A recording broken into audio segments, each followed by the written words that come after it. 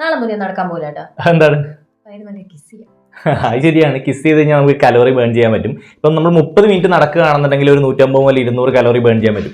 Kiss ചെയ്യുമ്പോഴാണെന്നുണ്ടെങ്കിൽ അതേപോലെ തന്നെ ഒരു 30 മിനിറ്റ് നമ്മൾ കിസ് ചെയ്യുകയാണെന്നുണ്ടെങ്കിൽ ഇതേപോലെ 150 കലോറി ബേൺ ചെയ്യാൻ പറ്റുന്നതാണ്. മിനിറ്റിൽ ഏകദേശം ഒരു 5 കലോറികളും ബേൺ ചെയ്യാൻ പറ്റുന്നതാണ്. സത്യം തന്നെയാണ്. പക്ഷെ നമ്മൾ നല്ല ഫിസിക്കലി ഫിറ്റ് ആവാനൊക്കെ വേണ്ടിയിട്ട് നമ്മളൊരു മോഡറേറ്റ് ലെവലിൽ എക്സസൈസ് ചെയ്യുന്നത് എന്തുകൊണ്ട് നല്ലതാണ്. കിസ് ചെയ്യുന്നത് നല്ലതാണ് കലോറി ബേൺ ചെയ്യുക.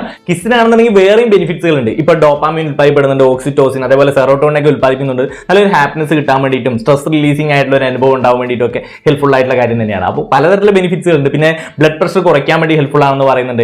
പിന്നെ ഏറ്റവും വലിയൊരു കാര്യം എന്ന് വെച്ച് കഴിഞ്ഞാൽ ആ പാർട്ട്നേഴ്സിനിടയിലെ ബോണ്ടിങ് കാര്യങ്ങളൊക്കെ ഇമ്പ്രൂവ് ചെയ്യാനും അവരുടെ ആ ഒരു സെക്ഷൽ റിലേഷൻഷിപ്പിലേക്കൊക്കെ ഉള്ള ഒരു കീ തന്നെയാണ് ഈ ഒരു കിസ് എന്ന് പറയാം. അപ്പോൾ നല്ല രീതിയിൽ പാഷനേറ്റ് ആയിട്ട് ആ ഒരു കിസ് കാര്യങ്ങളൊക്കെ പാർട്ട്നേഴ്സിനിടയിൽ ചെയ്യേണ്ടത് വളരെ അത്യാവശ്യമായിട്ടുള്ള കാര്യം തന്നെയാണ്. അപ്പോൾ തീർച്ചയായിട്ടും നിങ്ങൾ നിങ്ങളുടെ പാർട്ട്ണറിനെ കിസ് ചെയ്യാൻ മറന്നു പോകരുത്. അത് കലോറി ബേൺ ചെയ്യാൻ പറ്റും. വേറെയും ഒരുപാട് ഹെൽത്ത് ബെനിഫിറ്റ്സുകൾ കാര്യങ്ങളൊക്കെ ഉണ്ട് എന്നുള്ളതാണ് പറയാനുള്ളത്. തീർച്ചയായിട്ടും നിങ്ങളുടെ പാർട്ട്ണറിനെ ഒന്ന് മെൻഷൻ